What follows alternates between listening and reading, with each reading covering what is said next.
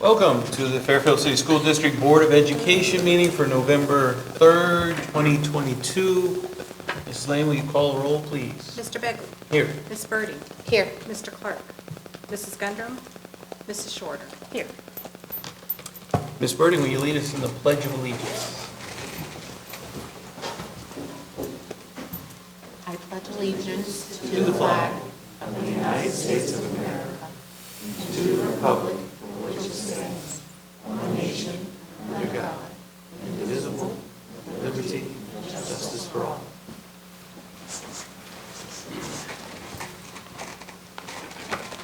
Thank you, Ms. Birding. We will get right into presentations and resolutions. Mr. Smith? Yes, Mr. Bagley and members of the board, we do have one presentation scheduled this evening, and that is in regard to the state report card, which was released in the last several weeks. So at this time, I will turn it over to Mrs. Auld.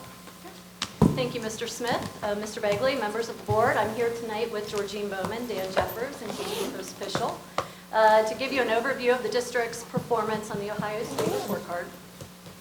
Although this will be the focus, we will talk a little bit about the ACT, torch prep, and what parents can do to support their children at home in preparation for testing. Oh, went way too far, sorry. So we have not had a real report card presentation since 2019 for obvious reasons, right? And since then, there have been some changes. So let's start with kind of a big picture overview. Something that has not changed is that the report card is intended to give us information to understand our areas of strength and areas where we need improvement. And the report card is still just one part of the district's story, and that's why many districts also release a quality profile as a complement to the report card to capture more of the great things happening in our schools every day. And Angie Neal does a phenomenal job on ours each year, and we really appreciate having that as in addition to the report card. So those things haven't changed, but what has changed, if you see there in bullet 2, is the rating system. We will now be receiving stars versus letter grades on each of the components. So the components, the first 5 ones on the list here, so achievement, progress, early literacy, gap closing, and graduation, are rated on this year's report card. So we'll share information about each one of these components, but we will also share information on the ACT, like I mentioned earlier. In the past, the ACT was part of that Prepared for Success measure, and you've probably noticed that that is not up here, but we anticipate the ACT being rolled into the college and career workforce military readiness component. But that was not rated this year, nor was an overall component score given to districts this year. So let's talk about the new rating system. This is a piece that we're all very excited about because it establishes consistency with the rating system across components. So in the past, one of the things that was so frustrating was to get up in front of a board or a group of people and say, well, the C that we got on this component is really a good C. It meant a year's worth of growth. It's a good C. This C over here might mean that we need to do some work. It was just really hard, you know, when it wasn't really apples to apples. So they, I think, made a vast improvement here by establishing kind of common language across all components. So you can see there, for example, 3 stars means that we met state standards or expectations within that component. And that's true across the board. I also included the district level rating distribution. So this is just a big picture of the state here and where everybody fell into component ratings, and that's just really for a reference. So as you know, we were very happy with our results. The district met state standards or expectations in achievement, early literacy, and graduation rate. And we exceeded or significantly exceeded expectations and progress, and gap closing. So I'm just going to do a little comparison here. Here's GMC schools. Thought we performed very well in the conference. And then, of course, Butler County schools. And we say we don't like to brag. And we're not going to mention any names. But, you know, out of the big districts in Butler County, we outperformed those other districts. So we're just very, you know, proud of that and proud of the work that went into that.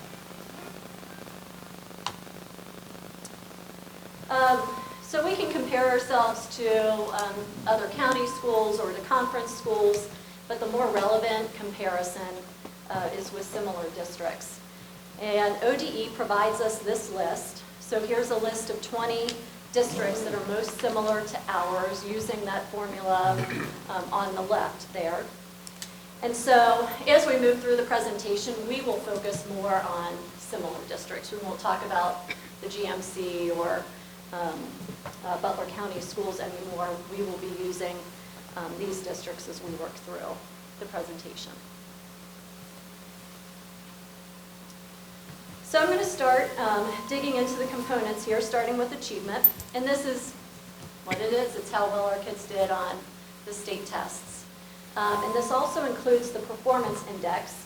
So we get more points when students score above proficient, and we get a smaller multiplier when they score below proficient. And the reason I wanted to share this particular graph with you because it shows how we were performing prior to the pandemic, and then clearly you can see the dip during the pandemic, but it's nice to see that in our latest results that we're trending upward. And so, you know, we're getting back slowly but surely to those pre-pandemic levels. So here's just how we did in comparison to similar districts. I just want to point out, because you might see this later in the presentation, you know, Fairfield City over in that left-hand column under district rank, we are at a 0. If you look down the list, Huber Heights, they got 2 stars in achievement. They are our most similar district. That's why there's a 1 in that ranking column. And then, of course, number 2, Willoughby Eastlake, they're right below us with also with 3 stars. And then here's a graph showing our performance index compared to our similar districts. So we did very well overall compared to those 20 other schools. You'll see a couple of these screenshots tonight, and it's from the Secure Data Center where we can go in and pull things. So I know at the bottom it just shows the IRN number, so you can't see which schools outperformed us. But for us, when it's live, we can hover over and see all these things. So I'm just letting you know. I'm sorry that the names aren't listed there, but you can see where we fell.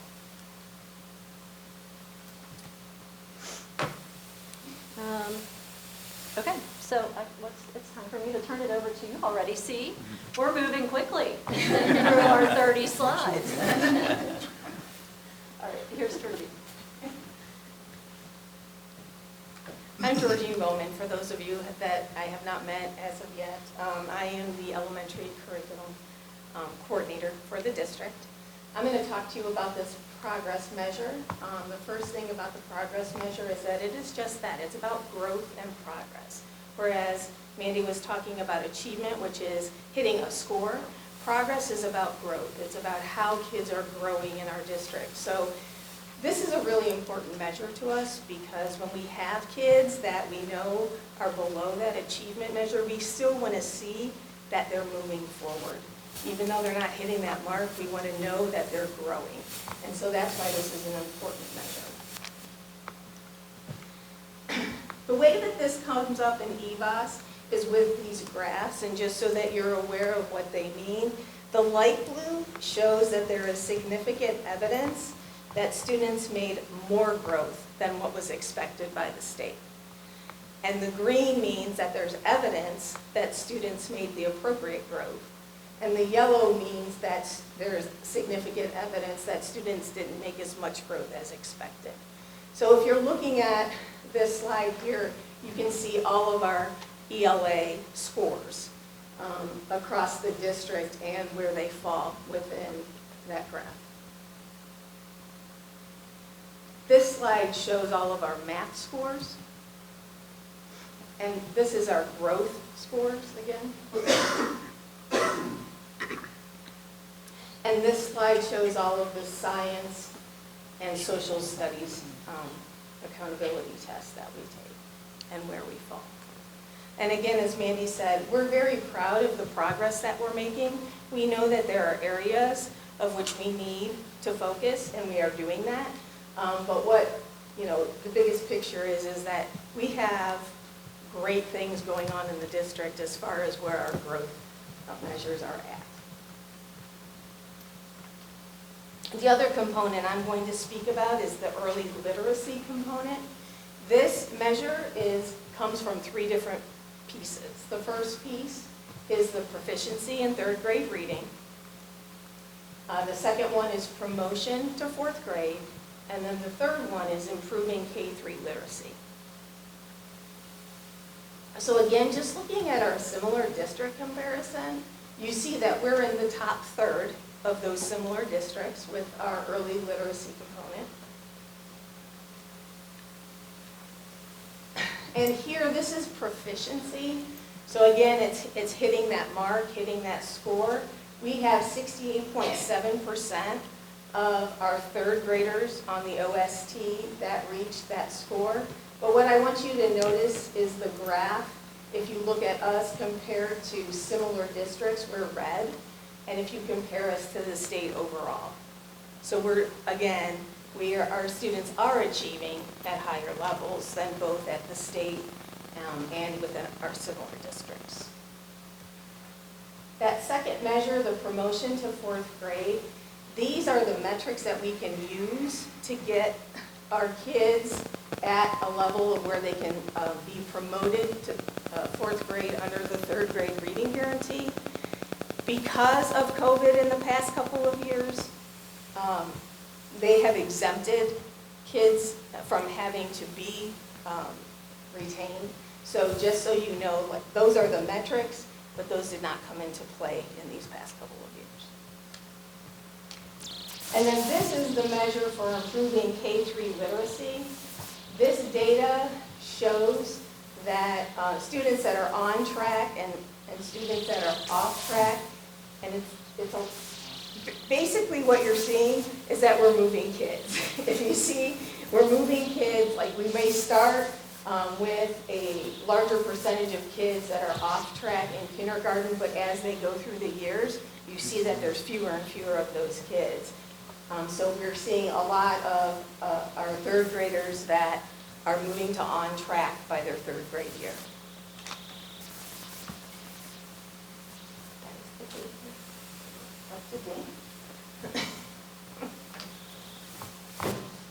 Good evening. Dan Jeffers, Coordinator of Data and Instructional Tech. I want to talk about gap closing here really quickly. Gap closing is the component, the measure of the reduction in educational gaps for student subgroups. As you can see, we have 5 stars this time. The various building breakdowns are there for you to see. And the gap closing is, the annual performance goals are established in 6 areas. And the performance of specific student subgroups are measured against the annual or long-term goals for each area. Goals are established in English language arts, academic achievement and growth, math, academic achievement and growth, graduation, English learner language proficiency, chronic absenteeism, and gifted performance. The state expectation for all areas and all student subgroups is to continue closing the educational gaps year over year. These goals are established in Ohio's Every Student Succeeds Act, and they increase each year. So on these slides, the red dot was our goal set by the Every Student Succeeds Act, And the graph going past the red dot shows you that we exceeded that goal. The other ones with the red line are the goal, and we've exceeded most of those, have an opportunity for growth there in the area of math. And then for graduation, again, all of our subgroups, we exceeded the goals set by that act. Same with English language learners and our chronic absence as well. So we did well on gap closing this year, knowing that next year the goals are going to be higher. This is our comparison to the 20 like districts. In graduation, we received 3 stars in our graduation component. That is a combination of 4-year graduations and 5-year graduations. And if you look at the chart there, we were almost to 4 stars, very, very close. But the way that works is the state takes the cohort of students, and based on who got a diploma and an honors diploma and who didn't, they come up with a graduation rate. So our 4-year graduation rate was 92.5. Our 5-year graduation rate was 94.7. And then they take 60% of the 4-year and 40% of the 5-year to combine to get the number which you saw on the previous slide, which is the 93.4%. So it's a weighted component there for that. So we were very close to getting 4 stars, but we are at 3 stars for graduation. And then here's where we are in comparison to the other like districts.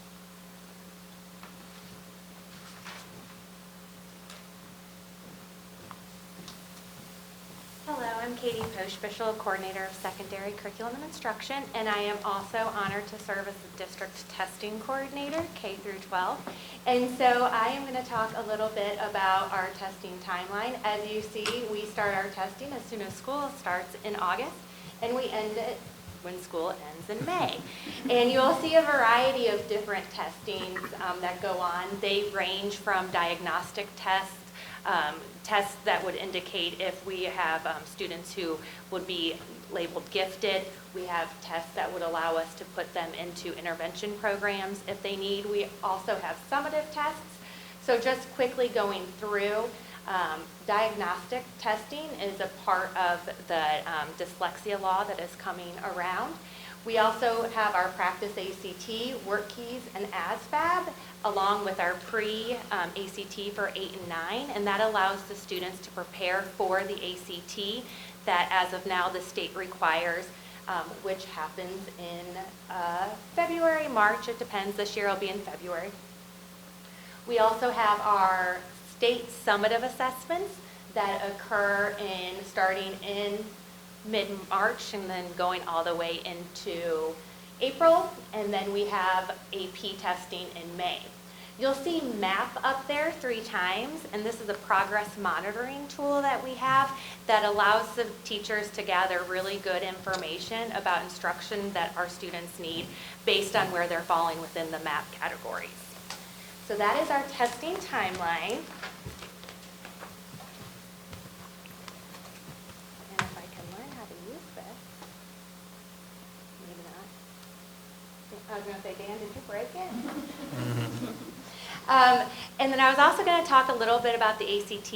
Like Ms. Ogg indicated, the ACT was not a part of the report card measurements this year. You'll see that the state of Ohio is at the top. Fairfield City Schools is right there below it. And the data that is represented within this graph are the table are the students, the juniors who took the ACT for the state assessment back in March, February, in the spring assessment of ACT. There's some future considerations for the ACT. Right now, mostly for pandemic reasons, but also equity reasons, a lot of individual universities have decided not to use the ACT as a college entrance exam. Currently, there is over 1,000 of them, and 3 of our local areas, such as Miami University, The Ohio State University, and Ohio University, are not requiring them as an entrance exam. The state also has a lot of unknowns regarding the ACT and what it will look like as we move forward. And currently, right now, we are using our ESSER funds to help expand our partnership with Torch Prep. With all of that being said, important things to keep in mind for the ACT scores is it can truly help students receive scholarships or also allow them to get entrance into specific university or college programs. As we have in the past few years, we are going to continue our partnership with Torch Prep, which will allow our students to participate in 2-day blitzes. And those are for students who may be near that benchmark of college and career readiness, and then also some students who are above benchmark to try to get them a little extra oomph, so hopefully they can get some scholarship money or get into some programs that may have that as a requirement. This year, we are going to expand our partnership with Torch Prep, and we are having a 1-day blitz for our sophomores that will discuss test prep mindset and then test prep skills.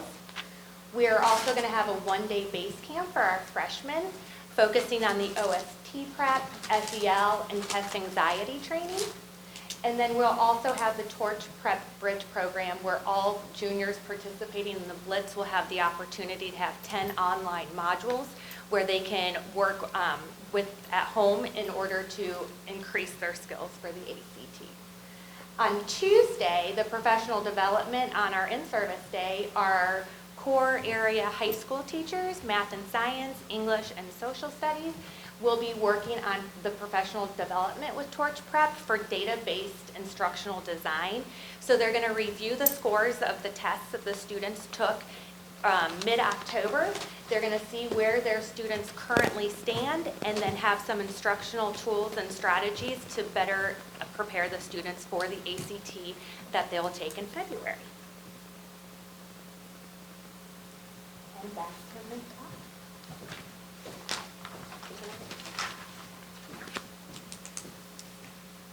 So much of what we talked tonight is based on testing. And so one of the things that we were asked to do was to touch on how parents can support students with testing just beyond a good night's sleep and a good breakfast. And when we talked about this, we just kept coming back to the best preparation takes place over the course of the entire year and then across the years as students move through their educational journey. So this list is certainly not comprehensive, we know that, but we just wanted to touch on a few things that we felt like parents could do at home to help to support their learners. So just reading to your kids and encouraging them to continue to read as they get older is imperative. I have a link up there to getting involved with your child's learning. ODE offers some resources based on your child's developmental stage as to what parents can do at home to support their learning. One of the things that we hear a lot from our building leadership is just about task and typing stamina. We live in a TikTok world and a Twitter world where you get short bits of information and then you move on, and what we're finding is that it is hard for our students to sometimes focus for long periods of time. And that, it includes just the testing environment, but also, on things that they're working on in the classroom, being able to sit down and type a multi-paragraph essay. And so those are things that parents could certainly help with at home. And then just ensuring attendance at school. You might have noticed our chronic absenteeism number. This is a challenge that every district is facing. We went from pre-pandemic of, if you get up and you have a runny nose and you may not feel great, it's still, you go to school, the nurse will call me if she needs to if you wake up with a runny nose and you're not feeling good, keep your child at home. And so, I think that's pendulum is swinging back a little bit, but that's certainly, reflected in those attendance numbers. So, making sure that your student is at school on those days where they're feeling well. Promoting healthy eating and sleeping habits all year long. Making sure the kids get into those good habits and establishing routines with them as well. And then, just things like attending parent-teacher conferences to keep up with your child's progress, and of course, reaching out to the teacher if you have concerns about their grades. And parents also have opportunities to practice with their children at home. They can practice like OST, Ohio State test questions with their students through this state-released questions portal that's linked there. They can do ACT practice with their students at home as well. And then, outside the home, they might consider school-based tutoring options or other outside tutoring services as well if their children are struggling. So, again, not an exhaustive list, but just some things that the parents could do long-term to help their students succeed in school and ultimately succeed on those tests. And we have many of the resources linked there for people who want to check those out.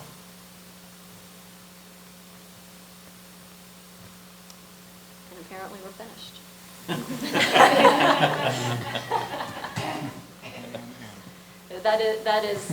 That concludes our presentation tonight. Obviously, we're happy to answer any questions that you have. Yes, questions, comments? I have a comment.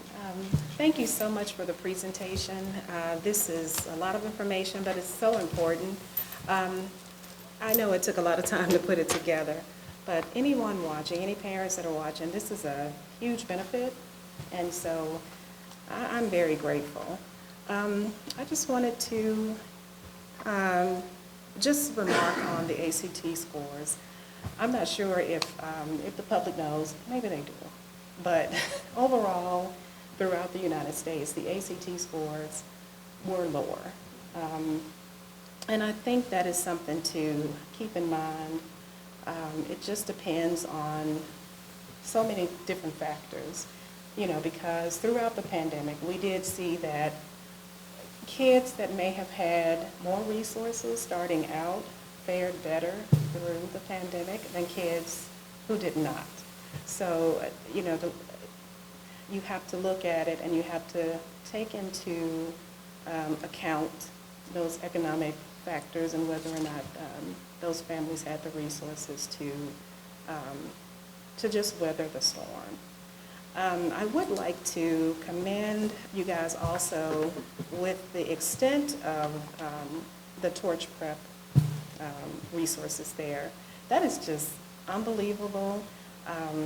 I think that is a great use of our ESSER funds, and it's helpful. It's definitely helpful. So thank you so much for investing in our kids in that way, because it's important, to get those scores where you need them. And I'd also like to just say, when considering school-based tutoring options, if I'm not mistaken, aren't those costs tax deductible, possibly?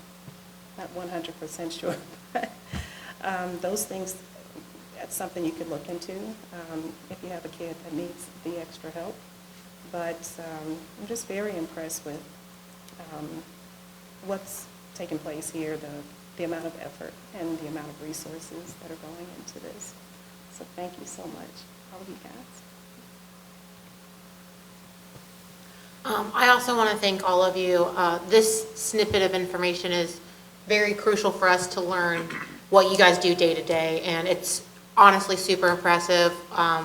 Thank you so much for taking the time and coming and presenting that. Thank you so much for helping our students progress in their education. I think the most important slide in this presentation really is that parents, what you can do, and really shows you guys broke it down to how they can help. And the message is, be involved in your kids' education, step by step. It doesn't start in senior year. It starts when they're in elementary school, kindergarten. So I just want to thank you guys again for making the presentation tonight and giving us that information and helping our kids achieve that report card.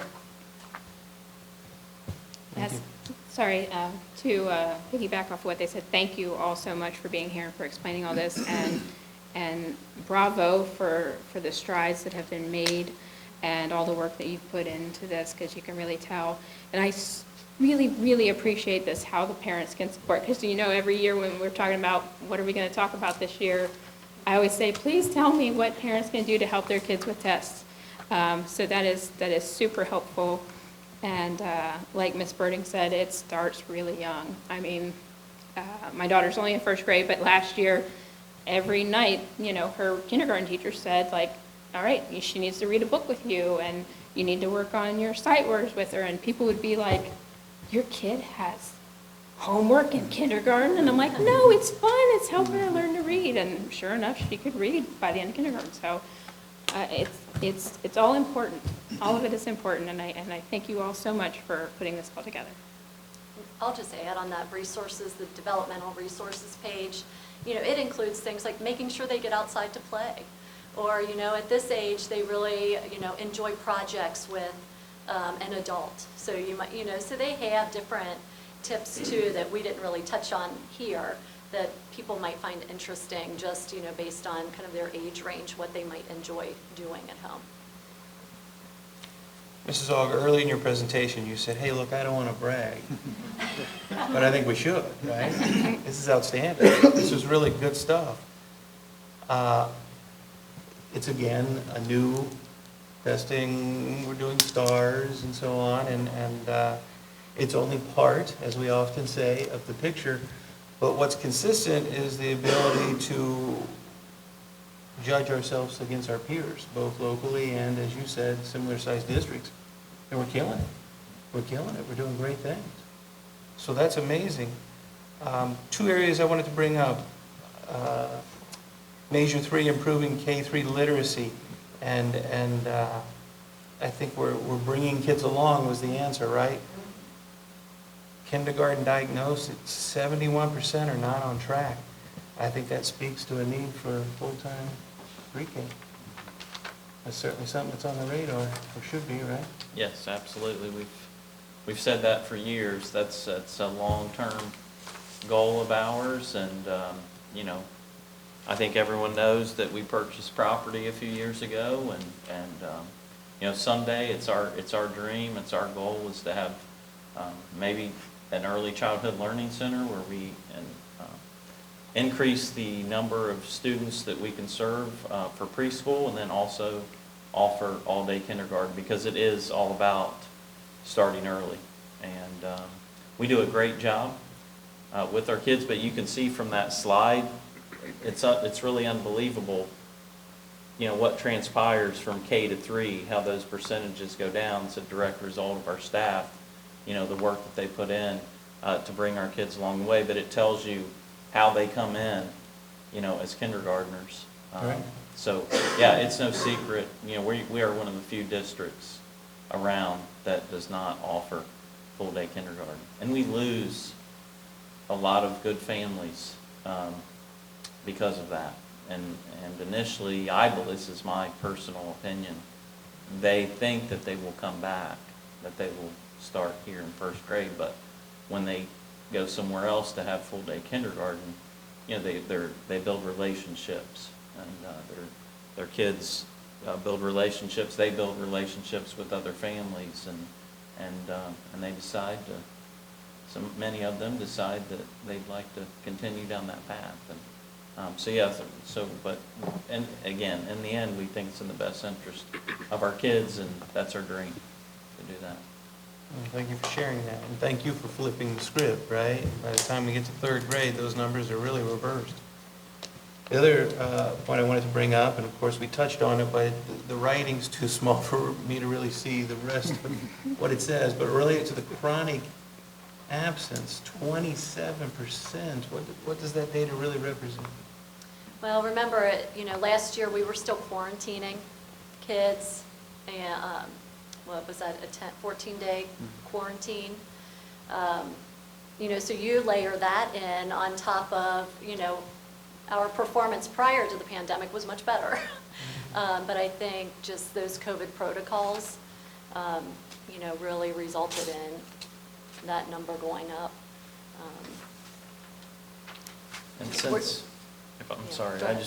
to expand on that, the quarantine piece, a lot of people don't realize that many of our kids were quarantined more than once. And sometimes, on occasion, more than twice. And when you combine multiple quarantines and also quarantining of staff members, I mean, there were times when a student would be quarantined for several weeks, come back, teacher is quarantined for 2 weeks. That's 1 month of instruction lost, just like that. And then one of them gets quarantined again. You know, it was, and again, like, we still see our results in spite of quarantining all year. But I mean, I had conversations with parents last year of a student here at the high school who was quarantined, I think, at least 3 times. And I felt so bad. But that was out of our control. But that's a very good point. And I just wanted to mention, some were quarantined more than once. Very common to quarantine multiple times. I apologize if we've talked about, I'm sorry to interrupt you. No, I that's apologize fine. for not remembering this if we've talked about it before, but what is the actual definition of chronically absent? So it's about 18 I thought absences. it was 18, Yeah. 18 absences to be considered chronically And absent. Yeah. So we are trying to monitor this year and make improvements. I mean, we think just the fact that we're not going to have to quarantine students for 14 days will help all of our buildings individually. So the chronic absenteeism piece was not rated on the report card this year, but next year it will be rated, and it falls in that gap closing category, and it's 5 points. And so one of the things that we did with our principals at our last meeting was we figured out what they had to meet in order to earn those 5 points on the gap closing measure next year, just based on the state's expectations. So we did that, and then we also, actually just today, in our DLT planning committee meeting, ran the numbers as to where we are right now with chronic absenteeism. And our highest school was at 11.63%. So we're going to provide that to the principals as well, so that they can see who the students are who might be on track for being chronically, or meeting that chronic absenteeism mark. You know, in addition to that, you know, buildings do AITs, right? Yeah, Absence intervention I was going to speak on that a little plans. bit. House Bill 410 also took a lot of power away from the courts to enforce attendance rules, and they put it back on the schools. But when they did that, they took the teeth away from a lot of the absence rules. So there are, 12 things that the school has to do before we actually put a kid in the court system, and I get all that. We don't want kids in the court system. But the reality of it is they're missing 60, 65 days before they get to the courts now, where before House Bill 410, 5 or 6 years ago, they were getting in front of a magistrate much sooner. And that magistrate was having a conversation with the parents and the kids saying, you need to be at school. So, and I know, speaking with local court officials, they weren't happy about that. They liked having those conversations. And again, it's just part of what we do. It's one of those mandates that the state put on the schools, but that hurt us as well. Hurt all schools.